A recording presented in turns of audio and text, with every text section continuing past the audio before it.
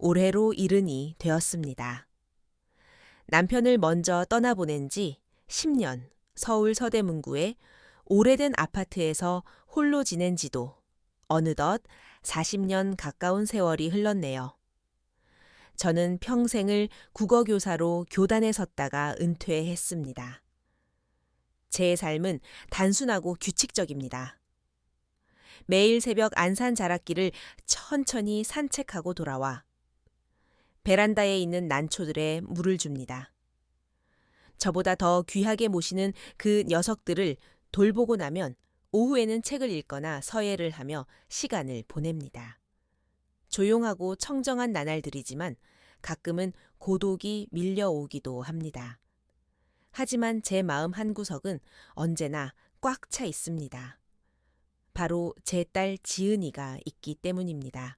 지은이는 제 하나뿐인 보물이자 제 인생 최대의 자부심입니다. 어릴 때부터 속 한 번 썩인 적 없이 반듯하게 자라주었고 공부도 잘하고 일 욕심도 많아 지금은 유명한 외국계 기업의 임원으로 일하고 있습니다. 그 아이는 제가 평생의 심혈을 기울여 다듬어낸 가장 완벽한 작품과도 같습니다. 주말 오후면 딸아이는 출장이 없는 한 어김없이 차를 몰고 저를 보러 왔습니다.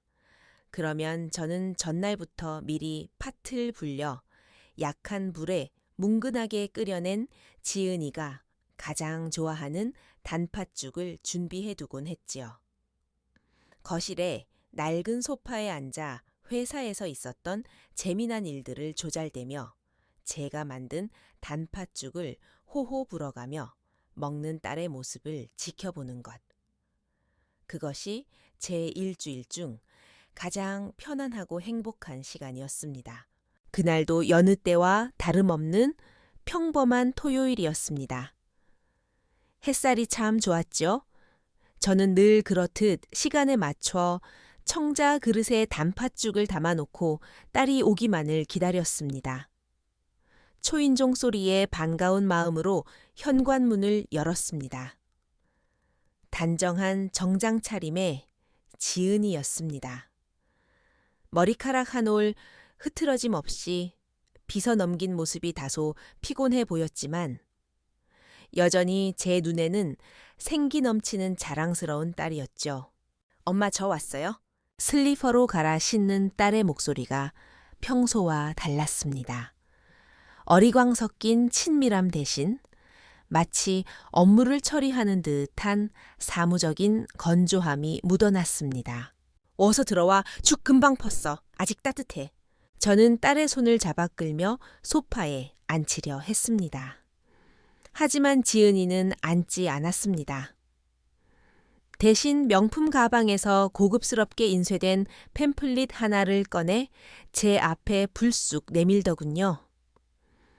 표지에는 유럽풍의 건물과 환하게 웃고 있는 노인들의 사진이 있었고 청솔 노블레스 타운 당신의 품격 있는 노후를 위하여라는 문구가 적혀 있었습니다.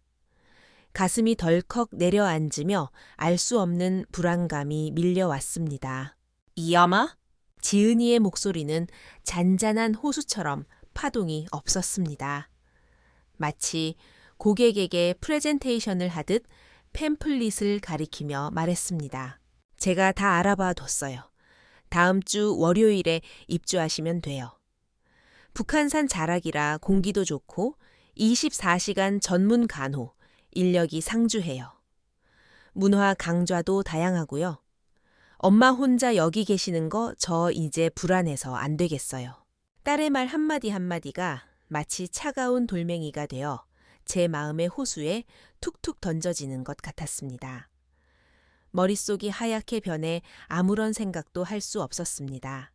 요양원이라니 저는 떨리는 목소리로 물었습니다. 왜 갑자기 이러는 거니? 나 아직 정정해. 내 집 놔두고 그런 곳에 가기 싫다. 저는 단칼에 거절했습니다.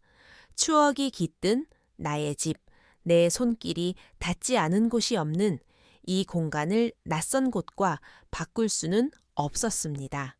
지은이는 예상했다는 듯 논쟁하려 하지 않고 가만히 다가와 제 손을 잡았습니다. 평소처럼 따뜻해야 할 딸의 손이 그날따라 얼음장처럼 차가웠습니다. 엄마 여기 떠나기 싫은 거 알아요. 딸의 목소리가 조금 부드러워졌지만 그 속에는 낯선 피로감과 간절함이 배어 있었습니다. 그런데 저 요즘 회사 일이 너무 힘들어요.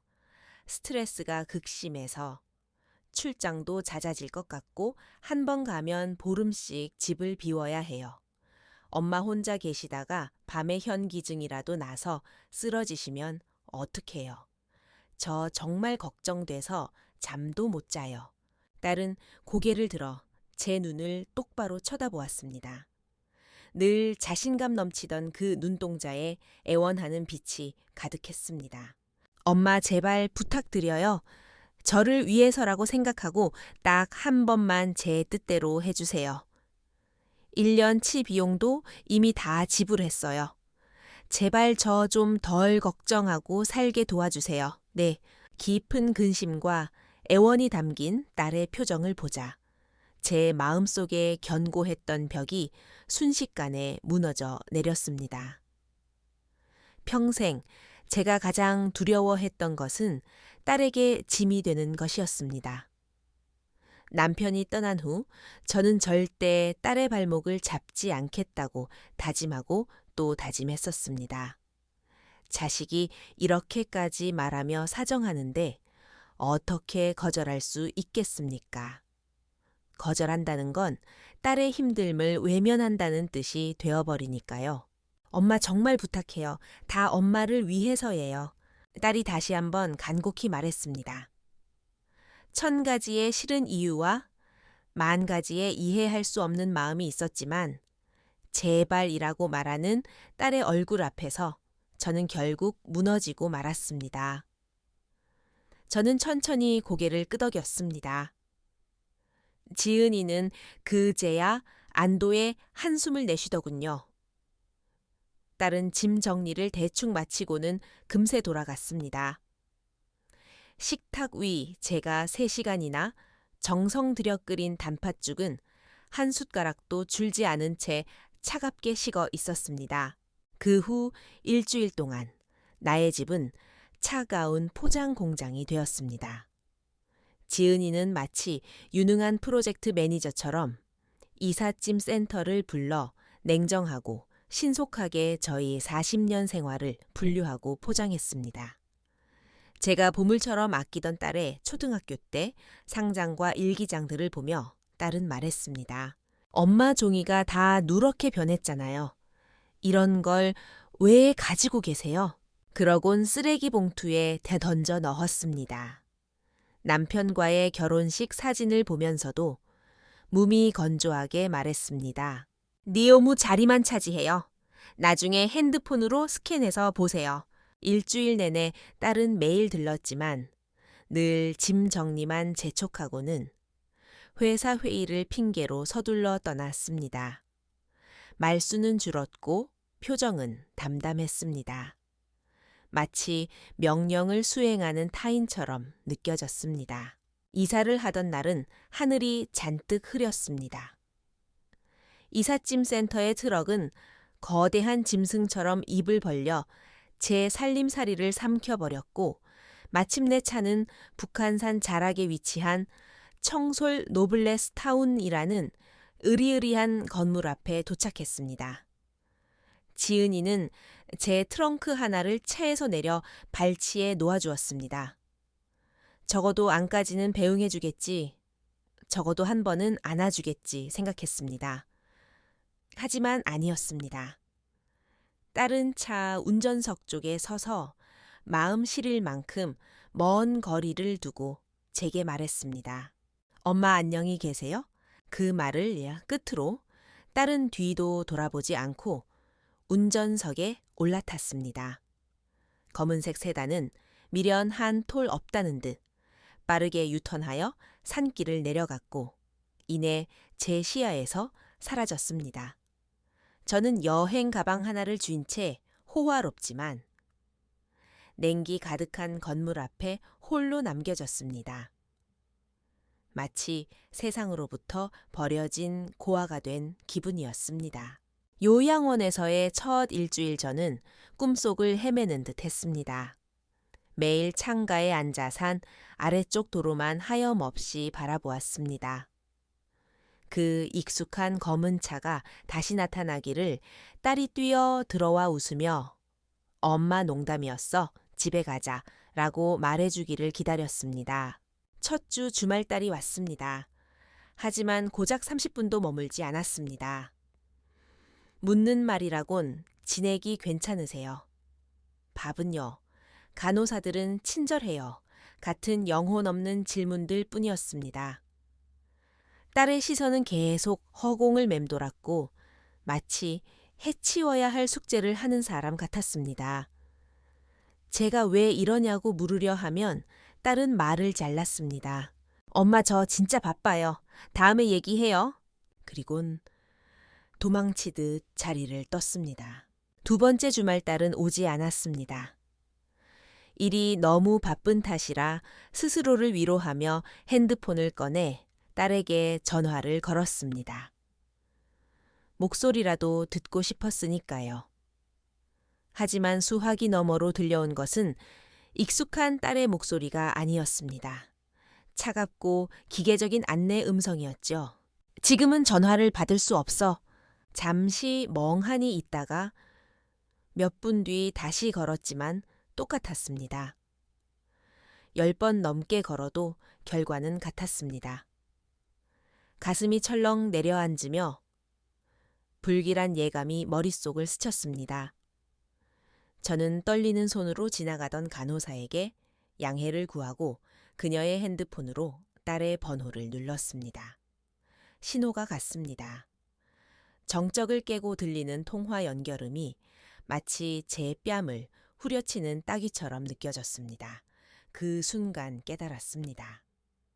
내 딸이 내 번호를 차단했다는 것을요.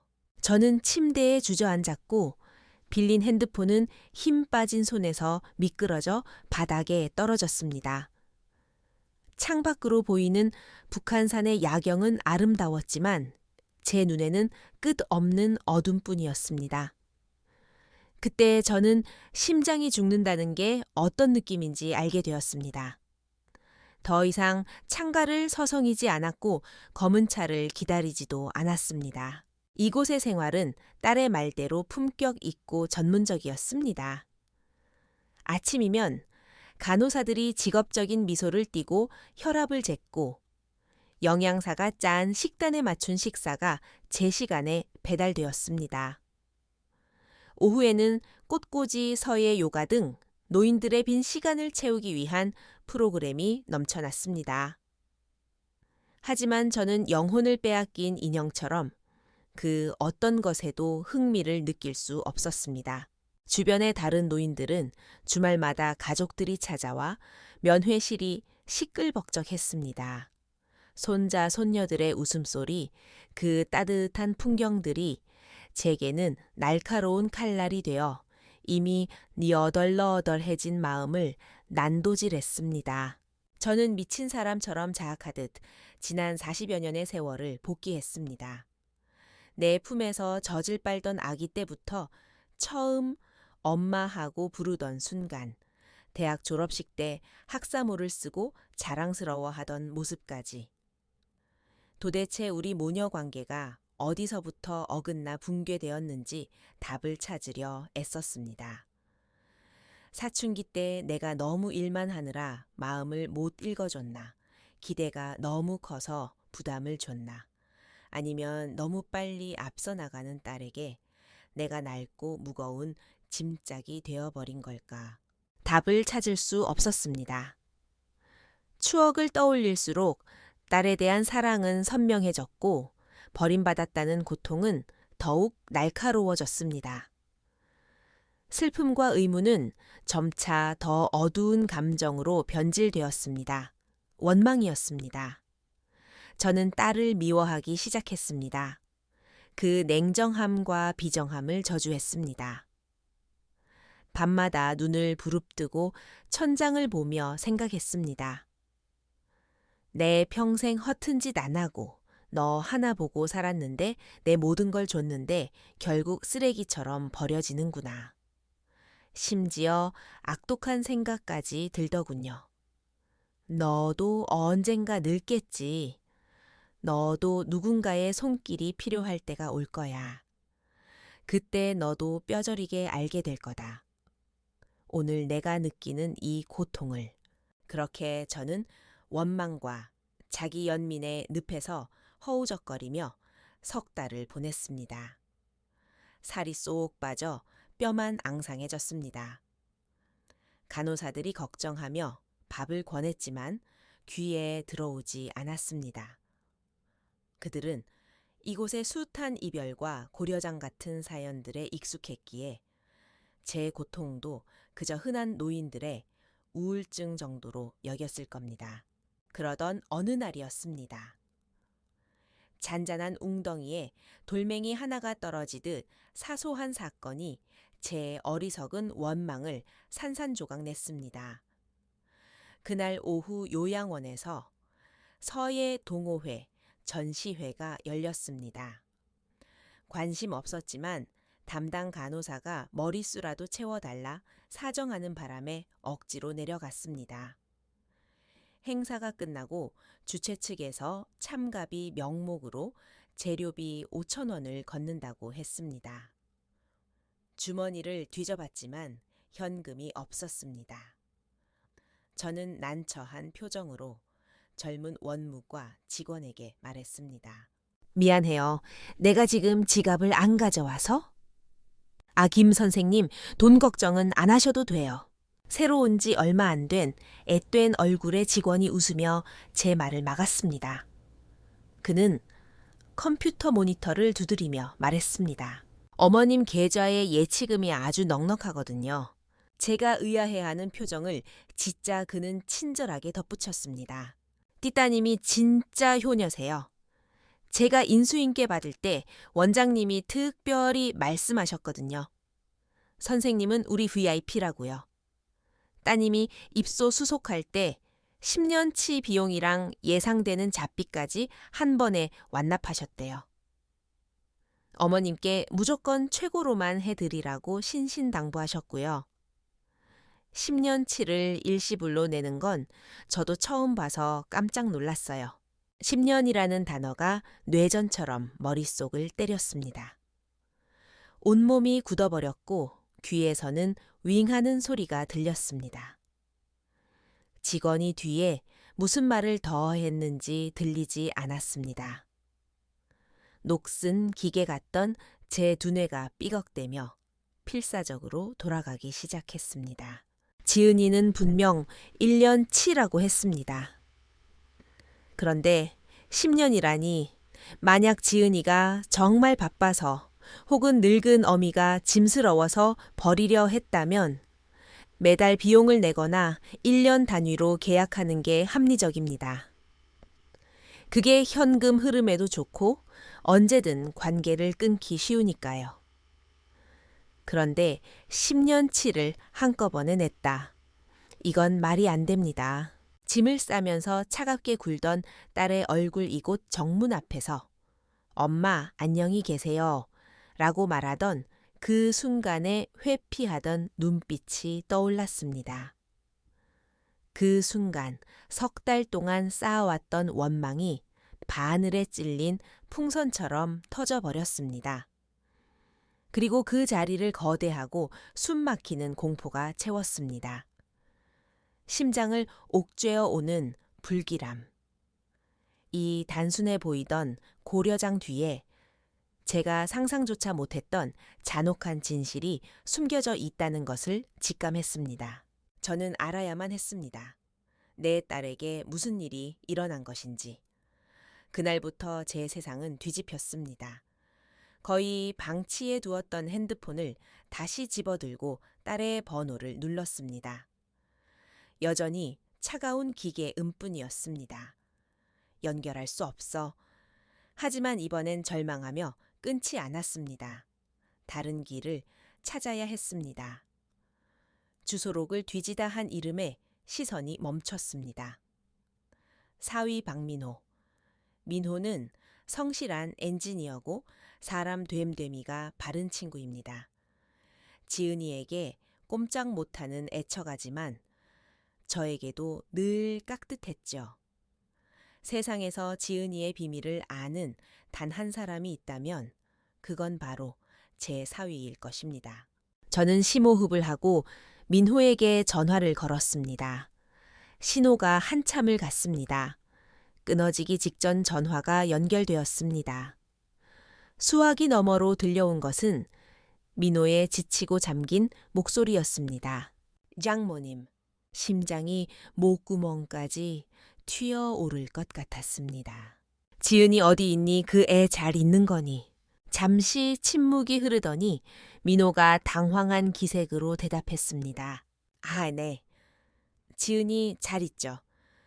지금 회사에 있어요. 무슨 일 있으세요? 민호 써박 나한테 거짓말하지 마. 제 목소리가 날카로워졌습니다. 지은이에게 무슨 일 생긴 거지? 왜 요양원 비용을 10년치나 한꺼번에 냈어? 10년이요? 민호의 목소리에 경악이 묻어났습니다. 그도 몰랐던 눈치였습니다. 어머니 그게 무슨... 누가 그래요? 아니에요. 언제까지 숨길 거야? 저는 소리를 질렀습니다. 감정이 통제되지 않았습니다. 묻잖아. 지은이 지금 어디 있어? 어머니 저 지금 회의 중이라 통화가 어려워요. 나중에 다시 걸게요. 뚝. 전화가 끊겼습니다. 뚜뚜거리는 신호음을 들으며 저는 포기하지 않았습니다. 지푸라기라도 잡는 심정으로 다시 걸었습니다. 몇 번 울리다 끊기기를 반복했습니다. 저는 미친 사람처럼 재다이얼 버튼을 눌렀습니다. 손가락이 떨리고 심장은 터질 듯 뛰었습니다. 거절당할 때마다 공포는 더 짙어졌습니다. 그들이 짜고 나에게 천기누설 같은 비밀을 숨기고 있다는 확신이 들었습니다. 5통, 6통, 8통, 10번째 전화를 걸었을 때였습니다. 드디어 전화가 연결되었습니다. 하지만 이번에 들려온 건 민호의 목소리가 아니었습니다. 억눌린 남자의 처절한 울음소리였습니다. 양모님, 울음 때문에 찢어질 듯한 민호의 목소리. 조송해요. 죄송합니다. 지은이가 절대 말하지 말라고 했어요. 알면 저 죽인다고. 제발요, 어머니. 제발 전화하지 마세요. 사위의 통곡 소리가 둔기처럼 제 가슴을 가격했습니다. 참았던 눈물이 왈칵 쏟아졌습니다. 민호세어방? 제 목소리는 형편없이 떨리고 있었습니다. 말해줘. 제발 말해줘. 지은이 어디 있니? 왜 이러는 거야? 전화기 너머로 숨막히는 침묵과 거친 흐느낌만이 이어졌습니다. 저는 온 힘을 다해 애원했습니다. 나 걔의 엄마야. 무슨 일이 있어도 난 알 권리가 있잖니? 제발 부탁한다, 민호야. 제 절규가 그의 마지막 방어선을 무너뜨린 것 같았습니다. 한참 뒤 그가 고통과 체념이 뒤섞인 쉰 목소리로 주소를 토해냈습니다. 서울대병원 암병동입니다. 그 단어가 총알처럼 날아와 제 고막을 뚫고 마지막 남은 희망조차 박살냈습니다. 세상이 빙글 도는 것 같았습니다. 어떻게 전화를 끊었는지, 어떻게 방을 뛰쳐나왔는지 기억나지 않습니다. 머릿속은 백지장이 되었고 오직 하나의 생각만이 사이렌처럼 울렸습니다. 내 딸을 봐야 해. 당장 지은이를 만나야 해. 저는 요양원 정문으로 미친 듯이 달려나갔습니다. 지나가는 택시를 막무가내로 세웠습니다. 기사님 서울대병원으로 가주세요. 제발 빨리요. 창밖의 풍경이 휙휙 지나갔습니다. 아름다운 북한산의 녹음도 그저 어지러운 색깔 덩어리로 보일 뿐이었습니다. 속이 뒤집힐 듯 울렁거렸습니다. 저는 손잡이를 부서져라 움켜쥐었습니다. 지난 석 달간 요양원에서 느꼈던 서러움, 원망, 고독. 그 모든 것이 이 순간 너무나 하찮고 우스운 일이 되어버렸습니다. 오직 저 자신만이 미치도록 증고스러웠습니다. 왜 이리 둔했을까? 왜 좀 더 일찍 딸의 이상함을 눈치채지 못했을까? 그런 딸을 효녀가 아니라고 저주하고 미워했다니. 심장이 만 개의 바늘로 찔리는 듯 아파 숨을 쉴 수 없었습니다. 택시가 해화동 병원 앞에 멈추자마자 저는 건물 안으로 뛰어들었습니다. 머리 없는 파리처럼 헤매며 암센터를 찾았습니다. 공포에 질려 떨리는 목소리로 묻는 저를 사람들은 이상하게 쳐다봤습니다. 마침내 호스피스 병동으로 이어지는 긴 복도를 찾았습니다. 이곳의 공기는 병원 어디보다 무겁고 억눌린 슬픔의 냄새가 났습니다.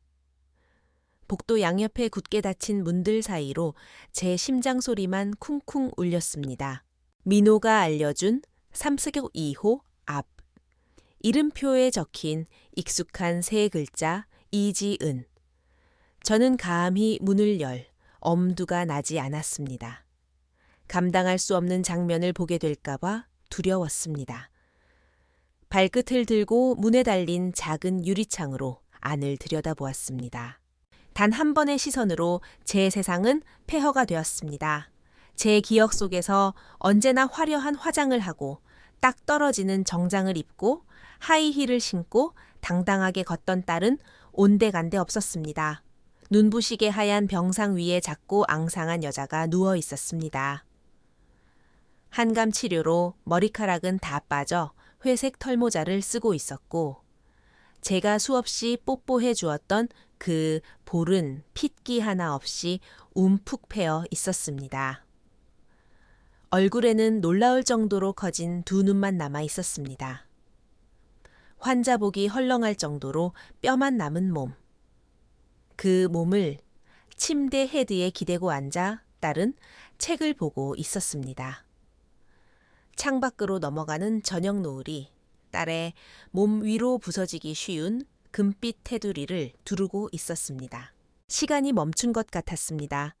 눈물이 댐이 무너지듯 쏟아져 시야를 가렸습니다.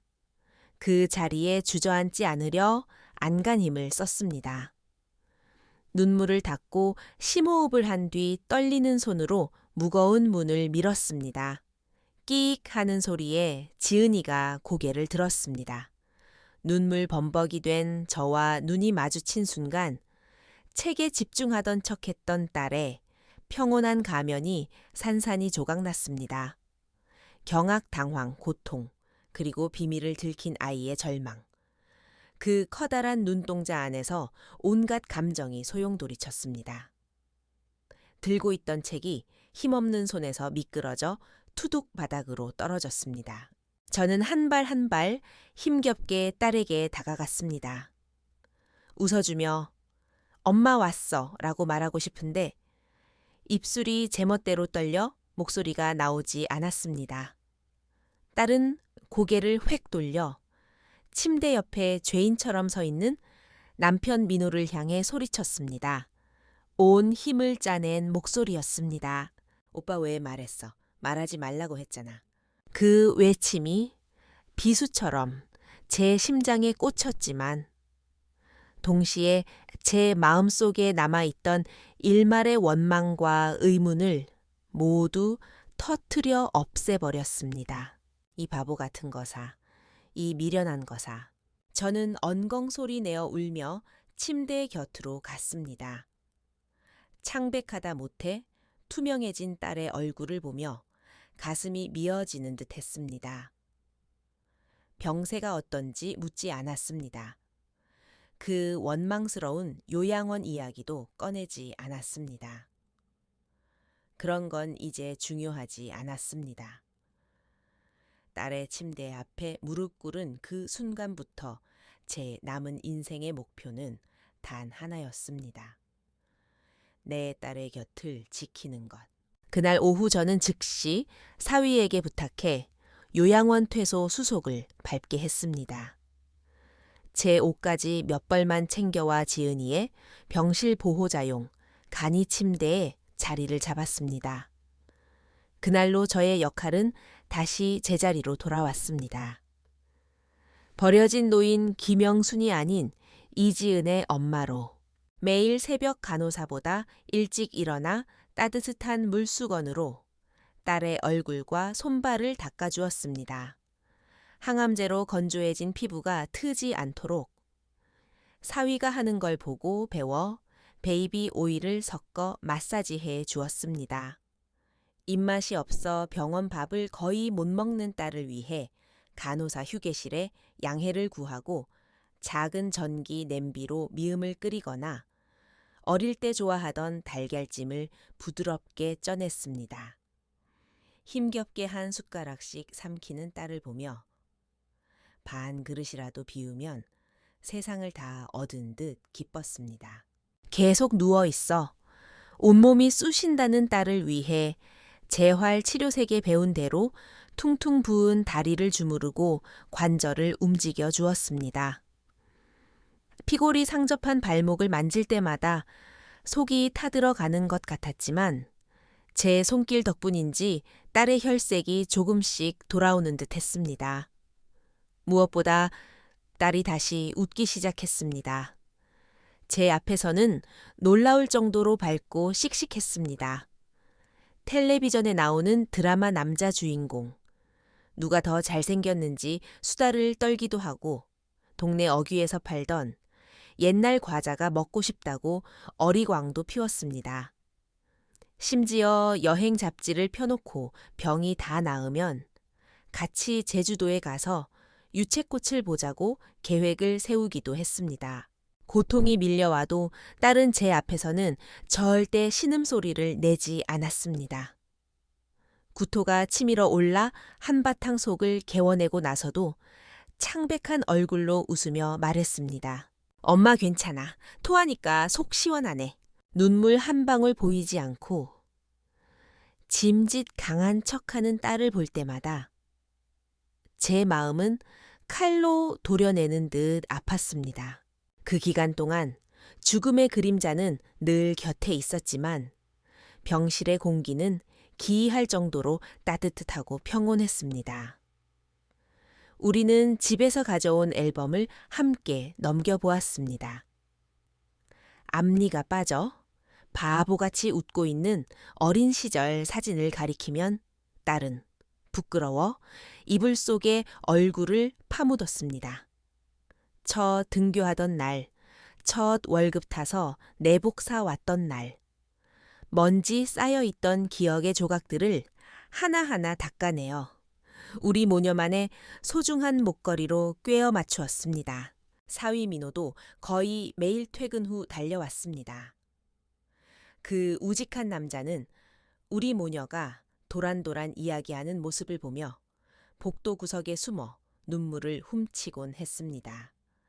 그 속 또한 저만큼이나 문드러져 있다는 걸 알았습니다. 저와 사위의 지극정성 덕분인지 지은이의 상태가 기적처럼 안정되는 시기가 있었습니다. 의사 선생님도 수치가 예상보다 좋다며 고개를 끄덕였고 우리 모두의 가슴 속에 신랏 같은 희망의 불씨가 타올랐습니다. 그날 오후였습니다. 지은이의 컨디션이 유독 좋았습니다. 침대 헤드에 기대창 밖에 파란 하늘을 보던 딸이 불쑥 말했습니다. 엄마 나 단팥죽 먹고 싶어. 엄마가 해준 거. 그 말을 듣는데 눈물이 핑 돌았습니다. 몇 달 동안 그 어떤 음식도 먹고 싶다고 한 적이 없었거든요. 그래, 엄마가 지금 얼른 가서 끓여올게. 제가 일어나려 하자 민호가 저를 막았습니다. 장모님 계세요. 제가 아침에 집에서 끓여둔 거 있어요. 금방 가서 가져올게요. 민호가 신나서 뛰어나갔습니다. 멀어지는 사위의 뒷모습을 보며 딸을 향해 웃으며 말했습니다. 민호 서방이 널 얼마나 끔찍이 아끼는지 봐라. 엄마는 이제 안심이다. 지은이도 따라 웃었습니다. 노을빛을 받은 그 미소가 너무나 온화하고 예뻤습니다. 딸이 손을 뻗어 제 뺨을 어루만졌습니다. 제가 어릴 적 딸에게 해주던 것처럼요. 아주 작지만 또렷한 목소리로 말했습니다. 엄마, 고마워. 제가 딸의 손을 맞잡고 뭐라고 대답하려는 찰나였습니다. 제 뺨을 만지던 딸의 손에 갑자기 경련이 일듯 힘이 들어갔습니다. 순식간에 딸의 얼굴에서 핏기가 싹 빠져나갔습니다. 눈동자가 공포에 질려 커지고 입을 벌려 뭔가 말하려 했지만 컥컥 하는 거친 숨소리만 새어 나왔습니다. 다른 한 손이 가슴을 쥐어듣듯 움켜쥐었습니다. 지은아 왜 그래? 저는 혼비백산하여 침대 머리맡에 호출배를 미친 듯이 눌렀습니다. 병실 안에 요란한 경보음이 울려 퍼졌습니다. 문이 벌컥 열리고 의사와 간호사들이 바람처럼 들이닥쳤습니다. 보호자분 나가 계세요. 어서요. 간호사에게 떠밀려 복도로 쫓겨났습니다. 유리창 너머로 아수라장이 된 안쪽 상황이 보였습니다. 의사가 심폐소생술을 하고 제세 동기를 준비하는 기계음들이 날카롭게 울렸습니다. 제 온몸의 피가 굳어버리는 것 같았습니다. 문틀을 붙잡고 서서 마음속으로 빌고 또 빌었습니다. 제발 살려달라고. 1분 1초가 영겁의 시간처럼 느껴졌습니다. 마침내 문이 열렸습니다. 마스크를 벗은 의사의 얼굴에는 패배감과 안타까움이 가득했습니다. 그는 저를 보더니 입술을 달싹이다가 조용히 고개를 저었습니다. 그 순간 저를 지탱하던 모든 이성과 희망이 가루가 되어 사라졌습니다. 다리가 풀려 그 자리에 주저앉았습니다. 비명도 나오지 않았습니다. 세상이 기울어지고 꺼지는 느낌뿐이었습니다. 어떻게 기어 들어갔는지 모릅니다. 몇 달을 애지중지 돌봤던 그 침대 위에 내 딸이 고요히 누워 있었습니다. 모니터의 심전도 그래프는 잔인하게도 일직선을 그리며 삐소리를 내고 있었습니다. 딸의 눈은 감겨 있었지만 입계는 아주 옅은 미소가 걸려 있었습니다. 마치 마지막 순간에는 고통 없이 엄마와 함께여서 행복했다는 듯이요. 저는 딸의 식어가는 뺨에 손을 댔습니다. 지은아, 대답이 없었습니다. 아가 일어나 봐. 단팥죽 먹고 싶다며. 민호가 다 와간대. 일어나서 먹어야지. 눈물이 뚝뚝 떨어져 딸의 차가운 얼굴을 적셨습니다. 참아왔던 모든 감정이 폭발했습니다. 저는 굳어가는 딸의 몸을 끌어안고 짐승처럼 울부짖었습니다. 다시는 대답 없을 이름을 부르고 또 불렀습니다. 지은아, 내 새끼야. 가지마. 엄마 혼자 두고 가지마. 장례식은 딸의 성품처럼 소박하고 따뜻하게 치러졌습니다. 복잡한 절차 없이 잔잔한 음악과 딸이 가장 환하게 웃던 영정 사진만이 놓였습니다. 저는 이상하리만치 차분했습니다. 아니, 마비되었다는 게 맞을 겁니다. 검은 상복을 입고 조문객들에게 기계적으로 인사를 건넸습니다. 영혼이 빠져나간 껍데기 같았습니다. 모든 절차가 끝나고 텅 빈 식장에 저와 사위만 남았습니다. 초췌해진 민호가 양복 안주머니에서 낡은 봉투 하나를 꺼내 제게 건넸습니다. 목소리가 갈라져 잘 들리지 않았습니다. 장모님, 이거 지은이가 호스피스 들어오기 전에 써둔 거예요. 모든 게 다 끝나면 그때 꼭 어머니께 직접 전해드리라고 했어요. 봉투를 받아든 손이 떨렸습니다. 민호의 차를 타고 서대문구의 낡은 아파트로 돌아왔습니다. 문을 열자 집안 공기에서 묵은 먼지 냄새와 적막함이 밀려왔습니다. 모든 것이 제가 요양원으로 떠나던 날 그 석 달 전에 멈춰 있었습니다. 거실 소파에 앉아 떨리는 손으로 봉투를 뜯었습니다. 반듯하게 접힌 편지지에 익숙한 딸의 글씨가 보였습니다. 세상에서 제일 사랑하는 우리 엄마에게 엄마 이 편지를 읽고 계실 때쯤이면 부디 울지 않으셨으면 좋겠어요. 딸은 이제 더 이상 아프지 않으니까요. 엄마 미안해. 정말 미안해요. 그렇게 잔인한 방법으로 엄마를 밀어내서 용서해 주세요. 난 평생 엄마한테 받기만 하고 고생만 시켰어. 성공해서 호강시켜 드려야지 늘 다짐했는데 하늘도 무심하시지 나한테 남은 시간이 이렇게 짧을 줄은 몰랐어. 병인 걸 알았을 때 그리고 더는 가망이 없다는 걸 알았을 때 내 머릿속엔 온통 엄마 생각뿐이었어. 엄마가 이 사실을 알면 얼마나 무너질지 상상이 안 갔어. 그리고 내가 떠나고 나면 엄마가 이 낡은 집에서 혼자 얼마나 외로울지 그게 너무 무서웠어. 그래서 이기적인 결정을 했어. 엄마가 나를 미워하게 만들자. 나를 천하의 불효녀라고 생각하게 하자. 그러면 내가 죽었다는 소식을 들어도 덜 슬퍼하지 않을까. 에이, 그 못된 년 잘 죽었다 하고 털어버릴 수 있지 않을까. 그러면 엄마 마음이 조금이라도 덜 찢어지지 않을까. 엄마 미안해. 내가 너무 어리석었어. 엄마가 병원으로 찾아왔을 때 너무 놀라고 무서웠는데 사실은 마음 한구석에 무거운 돌덩이가 내려가는 것 같았어. 고마워, 엄마. 나 포기 안 해줘서. 내 마지막 길 외롭지 않게 손잡아줘서 정말 고마워. 엄마 곁에 있었던 지난 며칠이 내 인생에서 가장 따뜻하고 행복한 시간이었어. 엄마는 나한테 세상에서 가장 위대한 사랑을 줬어. 다음 생이 있다면 그때는 내가 엄마의 엄마로 태어날게.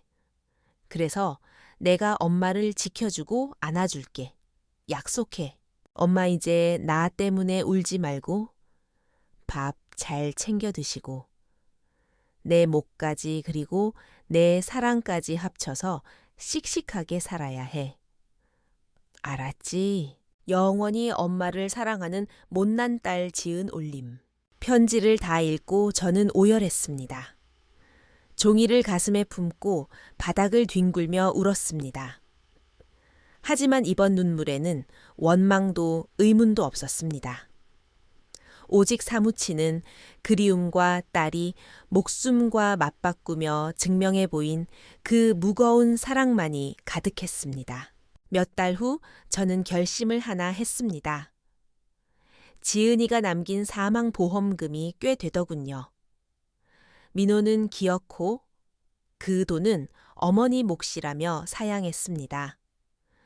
저는 그 돈으로 딸의 이름을 딴 작은 재단을 만들었습니다.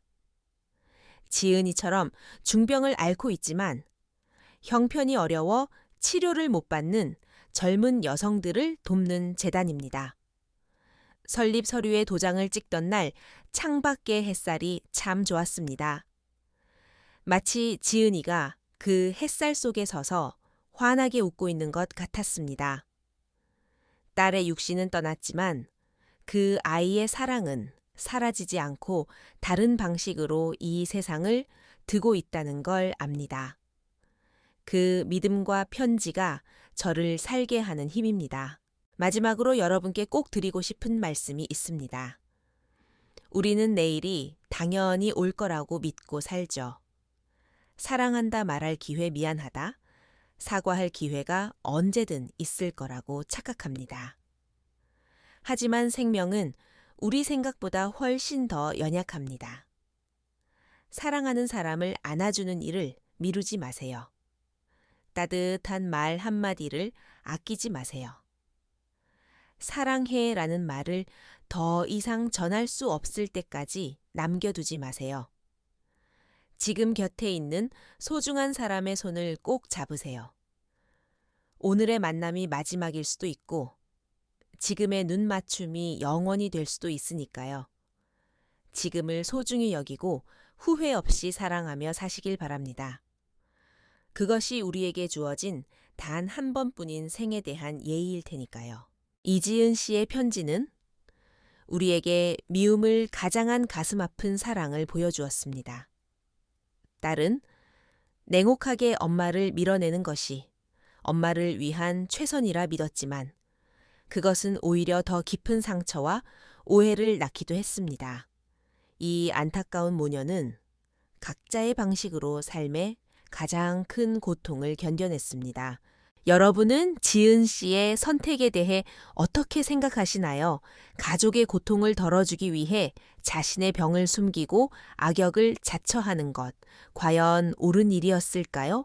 만약 여러분이 어머니 김영순 씨였다면 진실을 알게 된 후 안타까움 외에 미처 풀지 못한 오해에 대한 회한은 남지 않았을까요?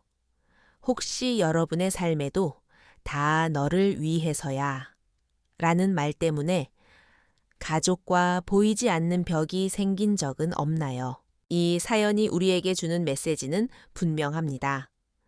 그 어떤 자의적인 배려보다 솔직한 대화와 곁을 지키는 시간이 훨씬 더 소중하다는 것을요. 여러분의 생각과 경험을 댓글로 나눠주세요. 이 가슴 먹먹한 이야기가 여러분의 마음을 울렸다면 사랑하는 가족과 친구들에게 공유해 주세요. 서로에게 지금 사랑한다고 말할 수 있는 계기가 되길 바랍니다. 사랑을 미루지 마세요. 사랑의 후회를 남기지 마세요.